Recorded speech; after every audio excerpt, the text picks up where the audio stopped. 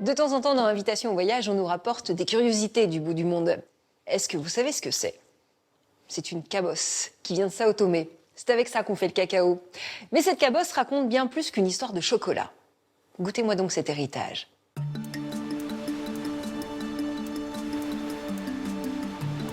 On les appelle les îles du milieu du monde. Cachées dans les eaux du golfe de Guinée, à près de 300 km du Gabon, l'archipel de Sao Tomé et Principe est un jardin d'Éden. Sa nature enchanteresse dissimule pourtant une histoire douloureuse, celle du cacao. Au début du XXe siècle, la culture de ces précieuses fèves occupe les 3/4 de son territoire. Alors colonie portugaise, Sao Tomé et Principe devient terre du cacao, et ce jusqu'à l'indépendance dans les années 70. Une douceur qui garde le goût amer de l'esclavage et de la colonisation. Nous avons une relation d'amour et de haine.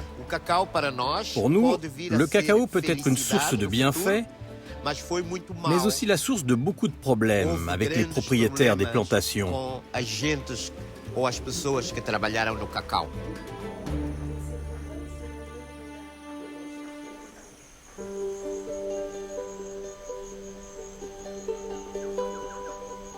Sur l'île de Sao Tomé, dans le nord du pays, d'immenses plantations surgissent et dominent l'horizon, fantômes d'une splendeur passée.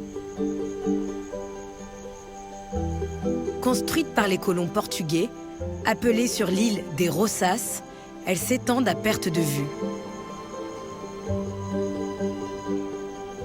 La plus imposante d'entre elles se nomme la Roça Rio do Ouro, ou Rivière d'Or, qui est devenue aujourd'hui un village.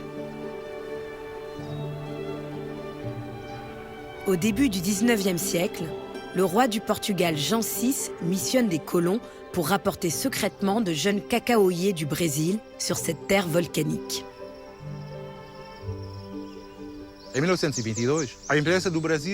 L'indépendance du Brésil, en 1822, contraint le Portugal à trouver une nouvelle colonie avec une terre adaptée pour produire son cacao. Au Cap-Vert, ils avaient des problèmes d'eau. En Guinée, ils n'arrivaient pas à contrôler le territoire, trop instable à cause des attaques.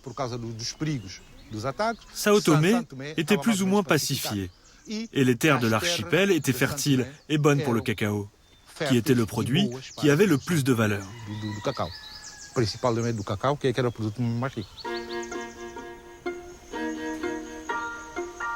Le chocolat fait fondre la bourgeoisie européenne, qui s'arrache ce produit exotique de luxe.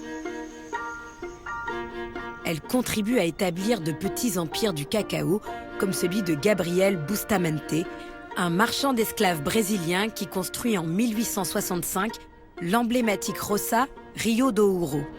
Ces modèles de plantation sont fondés sur la servitude et fonctionnent comme de petites cités autonomes avec leurs logements, leurs églises et plus tard leur production d'électricité. Dans cette plantation, plus de 2000 personnes travaillent et vivent sur place. Ici, c'est la Senzala, la maison des travailleurs. Ils étaient placés dans ces dortoirs pour qu'on puisse les observer. Là, on se trouve sur une position plus haute, où les maîtres et les contremaîtres pouvaient contrôler les nombreux travailleurs qui étaient entassés dans ces baraquements.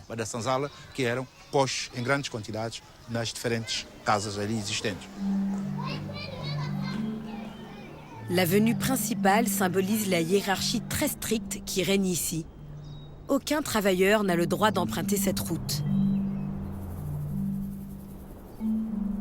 La seule exception est pour se rendre à l'hôpital, le bâtiment le plus imposant de la plantation. Soigner sur place les employés est un moyen de leur faire reprendre le travail au plus vite, mais aussi de les empêcher de quitter l'enclave.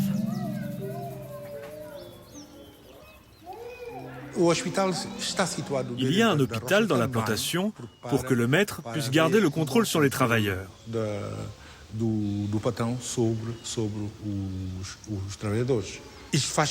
Il faisait attention à l'endroit et aux médecins qui traitaient les malades, pour éviter qu'en dehors de cet espace, ni la direction de la protection des employés, ni la population en général, n'aient vraiment connaissance des maltraitances dont étaient victimes les travailleurs.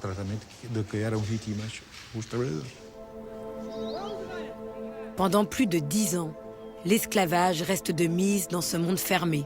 À l'abolition en 1876, les Portugais rusent en instaurant le régime de l'indigénat. Liés par un contrat, les employés ou contradados n'ont aucun droit. Mais les conditions de travail inhumaines dans cette plantation commencent à s'ébruiter au-delà des frontières et jusqu'en Europe. Le propriétaire décide alors de produire ce film de propagande pour rassurer les amateurs de cacao. Et des milliers de contradados d'autres colonies portugaises, comme l'Angola ou le Mozambique, continuent à venir grossir les rangs. C'est le cas de Luzia et Johanna. Aujourd'hui âgées de 86 et 74 ans, elles habitent toujours dans l'ancienne plantation, dans les ruines de leurs souvenirs. Tu te rappelles l'époque où on venait travailler ici? Je travaillais dans la maison des Blancs. J'étais une servante, je nettoyais, je faisais de tout. J'ai été nounou jusqu'à ce que les enfants grandissent et je lavais le linge. Pas moi. Moi, c'était 11 bassines de cacao par jour. Quand c'était la récolte, c'était 20 sacs pour les femmes et 30 pour les hommes. Entre les deux récoltes annuelles, le séchage et la torréfaction, le travail est incessant et les cadences infernales. Luzia commence à travailler dès l'âge de 12 ans dans cette prison à ciel ouvert. Nous, les travailleurs, on ne pouvait pas sortir de la plantation pour aller en ville. Tout était bouclé. Avant de dormir, le gardien nous disait « bonne nuit » et il fermait la porte et partait avec la clé. Tout le monde était enfermé dans la maison. À 4 heures du matin, les gardiens toquaient, nous disaient « bonjour ». Ils ouvraient la porte et les gens partaient travailler.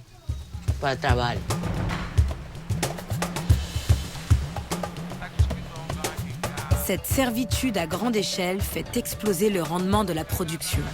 Sao Tomé et Principe devient le premier producteur mondial de cacao.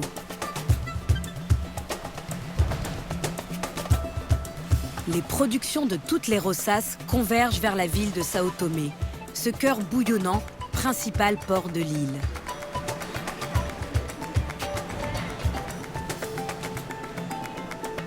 Cet ancien entrepôt de cacao, construit en 1908 à côté de la gare de Sao Tomé, stocke la production des plus grosses plantations.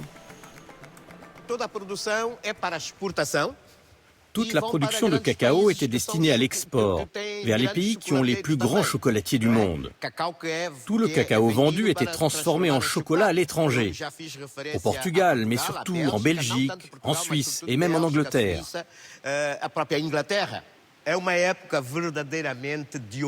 C'était une époque en or. L'or noir de Sao Tomé et Principe, c'était le cacao. D'où les petits palais et l'architecture coloniale imposante des Roças. Et pas seulement dans les plantations, mais aussi en ville, à Sao Tomé. Les planteurs exportaient du cacao, mais en même temps ils importaient des produits qui étaient vendus dans leurs comptoirs en ville.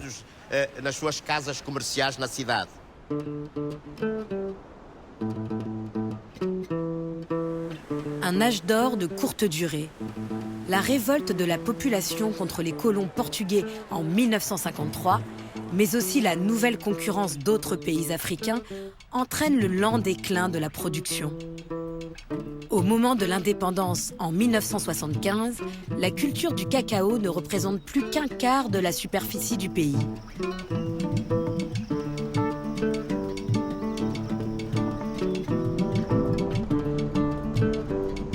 Aujourd'hui, sur l'île de Principe, la petite sœur de Sao Tomé, le cacao renaît de ses cendres.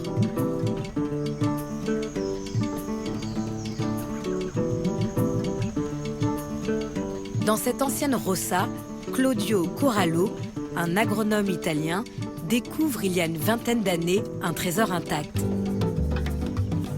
D'antiques cacaoyers, les descendants directs des premiers plants rapportés du Brésil sur l'archipel.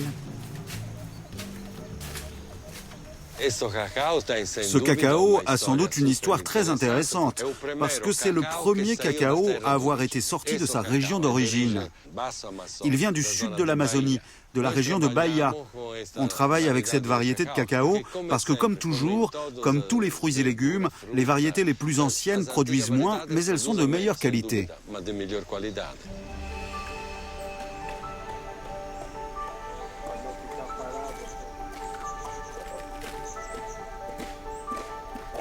Gorgées de tous les arômes de la terre, les fèves sont récoltées à la main, puis subissent une fermentation très lente. Pendant le séchage, des sentinelles veillent jour et nuit sur ce trésor. Elles retournent toutes les 20 minutes les fèves pour éveiller chaque parfum. Perdre ce patrimoine végétal est absurde, c'est un crime. Nous devons protéger ces variétés. En Europe, on a perdu beaucoup de variétés fantastiques seulement parce qu'elles n'étaient pas assez rentables pour l'économie capitaliste. C'est un capital humain, un patrimoine de l'humanité. Aujourd'hui, la production de cacao du pays reste infime, comme si l'archipel avait peur de réveiller ses vieux démons. Sur l'île de Sao Tomé, certains tentent pourtant de se réapproprier ce passé douloureux. Cette ancienne roça est entièrement restaurée en hôtel et restaurant. Dans ce laboratoire culinaire, on cherche à ôter toute l'amertume passée du cacao. C'est comme une petite installation artistique. Tu as remarqué que ça réduit? Il aurait fallu ajouter un peu d'eau, hein, camarade? Sens-moi ça. Qu'est-ce que t'en penses, c'est bon?